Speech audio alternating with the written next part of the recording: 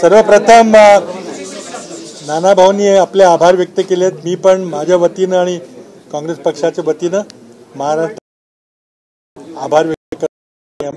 महाविकास आघाडीला इतकं घवघवीत यश दिलेलं आहे. आमच्या बऱ्याच जागा फार थोड्या बहुमतानं गेलेल्या आहेत, पण या निकालाचा अर्थ एवढाच आहे की देशातील जनतेनं, महाराष्ट्रातील जनतेने नरेंद्र मोदीचं जे द्वेषाचं राजकारण होतं ते नकारलेलं आहे. त्यांनी धार्मिक ध्रुवीकरण करायचा प्रयत्न केला, तर देशातल्या जनतेने, महाराष्ट्रातल्या जनतेने त्यांना चपराक पाडलेली आहे, दिलेली आहे. त्यांची धोरणं नाकारलेली आहेत आणि सर्वांना एकत्रित घेऊन काँग्रेसनं जो जाहीरनामा दिला होता, त्या जाहीरनाम्यामध्ये आम्ही शेतकरी असतील, युवक असतील, कामगार असतील, त्यांना आम्ही काही आश्वासनं दिली होती. थोडंसं बहुमताला आम्ही कमी पडलो देशामध्ये, पण अजूनही अंतिम निकाल यायचे आहेत. मला वाटतं इंडिया आघाडीमध्ये आणि एनडीएमध्ये फार अंतर राहणार नाही, परंतु यामध्ये एकच याचा निष्कर्ष आपण सर्वांनी काढला पाहिजे, तो म्हणजे हा नरेंद्र मोदींचा स्वतःचा वैयक्तिक नैतिक पराभव आहे आणि त्यांनी तो पराभव स्वीकारला पाहिजे. कारण 2014ला त्यांना स्वतःच्या ताकदीवर स्पष्ट बहुमत मिळालं होतं. 19ला त्यांना 303 जागा स्वतः भाजपला मिळाल्या होत्या.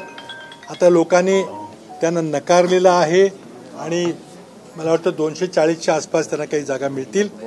आता याचा भारतीय जनता पक्षाने याचा बोध घेतला पाहिजे आणि जर राष्ट्रपतींनी सर्वात मोठा पक्ष म्हणून भारतीय जनता पक्षाला निमंत्रित केलं तर त्यांना अर्थात 272ची यादी द्यावी लागेल. परंतु नेता निवडताना त्यांनी नरेंद्र मोदींना, देशाने नरेंद्र मोदींचं राजकारण, नरेंद्र मोदींची धोरणं देशाने संपूर्णपणे नकारलेली आहेत, याचं लक्षात घेऊन आणि नैतिक जबाबदारी नरेंद्र मोदींनी स्वीकारली पाहिजे.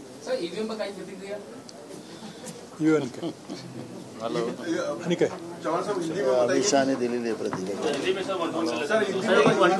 देखिए, मैं हिंदी में मेरे अध्यक्ष नाना भाऊ पटोले जी ने महाराष्ट्र की जनता को उसका धन्यवाद व्यक्त किया है. जिस तरह से उन्होंने महाविकास आघाड़ी और कांग्रेस पार्टी को समर्थन दिया है, मैं भी अपनी ओर से महाराष्ट्र के मतदाताओं का धन्यवाद व्यक्त करता हूं.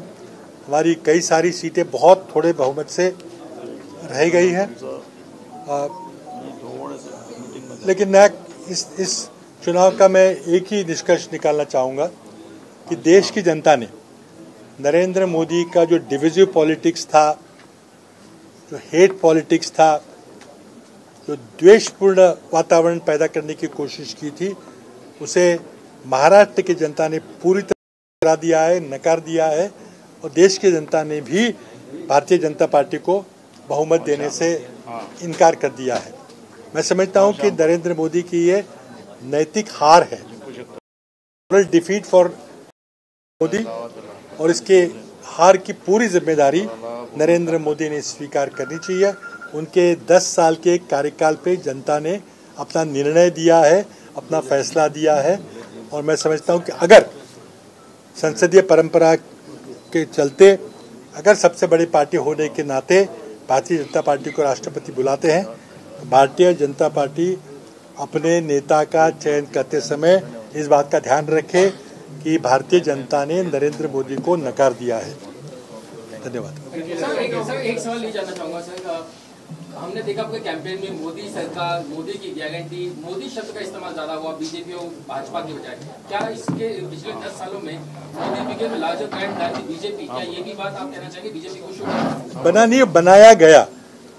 नरेंद्र मोदी की जो तानाशाही की ओर जा रहे हैं, पहली बार देश में उन्होंने मोदी की गारंटी कहा, भाजपा की गारंटी नहीं कहा. हमेशा हमारे घोषणा पत्र में पार्टी अपनी गारंटी देती है. कांग्रेस ने अपने घोषणा पत्र में गारंटी दी थी.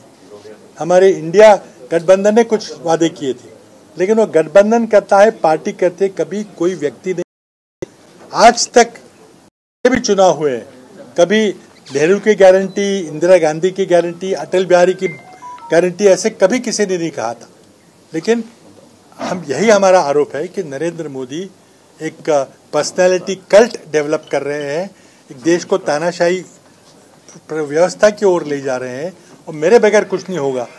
अगर कुछ होगा तो मैं करूंगा, मोदी मोदी मोदी, और इसे जनता ने नकार दिया है।